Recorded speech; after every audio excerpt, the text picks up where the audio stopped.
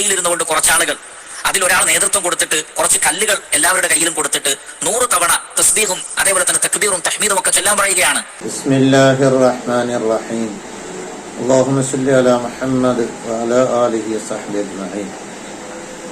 ഇബ്നു മസ്ഊദ് റളിയല്ലാഹു അൻഹു ദിക്ർ ഹൽഖയെ എതിർത്തിട്ടുണ്ട് എന്ന് പറഞ്ഞുകൊണ്ട് ഒരു മൗലവിയുടെ പ്രസംഗം നിങ്ങൾ ആദ്യം കേൾക്കാം. അങ്ങനെ ഓരോരുത്തരും കൂട്ടം കൂട്ടമായിരുന്ന് ഓരോരുത്തർക്കും ഓരോ നേതാക്കൾ അവരിങ്ങനെ തക്ബീറും തഹ്ലീലും ചെല്ലിപ്പിക്കുകയാണ്. പ്രത്യക്ഷത്തിൽ ഒരു കുഴപ്പവുമില്ല, കാരണം തസ്ബീഹാണ്, തക്ബീറാണ്, തഹ്ലീലാണ്, തഹ്മീദാണ്, ഒരു പ്രശ്നവുമില്ല എന്ന് നമുക്ക് തോന്നുന്ന ഒരു കാര്യം. പക്ഷേ മഹാനായ അബ്ദുല്ലാഹ് ഇബ്നു മസ്ഊദ് റളിയല്ലാഹു തആല അൻഹു അദ്ദേഹം അവരോട് പറഞ്ഞത്, നിങ്ങൾ നിങ്ങളുടെ തിന്മകൾ എണ്ണിക്കോളൂ, നിങ്ങളുടെ നന്മകൾ അല്ലാഹു നിങ്ങൾക്ക് മുടക്കുകയില്ല.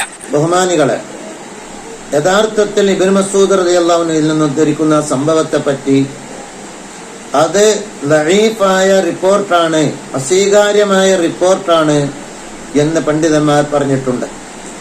ബഹുമാനപ്പെട്ട വലിയ പണ്ഡിതൻ ഇമാം സുയൂത്തി റഹ്മത്തുള്ളാഹി അലൈഹി അൽ ഹാവിയിൽ ഫത്താവ അതിൽ പറഞ്ഞിട്ടുണ്ട്, ഇബ്നു ഹജറിൽ ഹൈതമി റളിയല്ലാഹു അൻഹു ഫത്താവൽ കുബ്രയിലും അത് അസ്വീകാര്യമായ ദഈഫായ റിപ്പോർട്ടാണ്, സ്വീകരിക്കപ്പെടുന്നതല്ല എന്ന് പറഞ്ഞിട്ടുണ്ട്.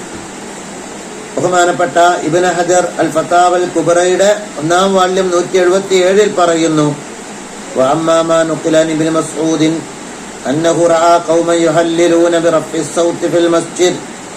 ഇബ്നു മസ്ഊദ് റളിയല്ലാഹു അൻഹുവിൽ നിന്നുമുള്ള റിപ്പോർട്ട്, അവരെ പള്ളിയിൽ ശബ്ദമുണ്ടാക്കി ദിക്ർ ചൊല്ലിയവരെ കണ്ടപ്പോൾ അവർ എതിർത്ത റിപ്പോർട്ട്. ഫലം യസിഹ്ഹു, ഇബ്നു മസ്ഊദിൽ നിന്നും റളിയല്ലാഹു അൻഹു അത് സ്വഹീഹായ റിപ്പോർട്ട് അല്ല. ഫത്താവൽ കുബ്ര ഇബ്നു ഹജർ.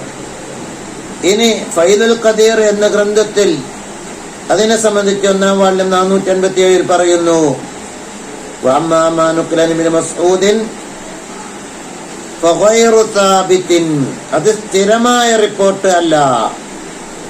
ഇതേ വിഷയം തഫ്സീറുൽ ആലൂസിയിൽ കാണാവുന്നതാണ്. അവർ പറയുന്നു, തഫ്സീറിൽ പറയുന്നു, ലം യസിഹ ഇൻദൽ ഹുഫാദ് മിനൽ അഇമ്മത്തിൽ മുഹദ്ദിസീൻ, മുഹദ്ദിസുകളായ പണ്ഡിതന്മാർക്ക് സ്വഹീഹായ റിപ്പോർട്ടല്ല. അപ്പൊ ഈ പുരോഹിതന്മാർ സ്വഹീഹായ ഹദീസാണോ എന്ന് പറഞ്ഞുകൊണ്ട് നമ്മളോട് വരും. പക്ഷെ അവര് കൊണ്ടുവരുന്നതോ ദഈഫും അസ്വീകാര്യമാണെന്ന് പണ്ഡിതന്മാർ പറഞ്ഞ റിപ്പോർട്ട്. ദിക്ർ ഹൽഖനെ എതിർക്കാൻ വേണ്ടി വഹാബികൾ ജനങ്ങളെ പറ്റിച്ചു കൊണ്ടിരിക്കുകയാണ് എന്ന് മനസ്സിലാക്കാം.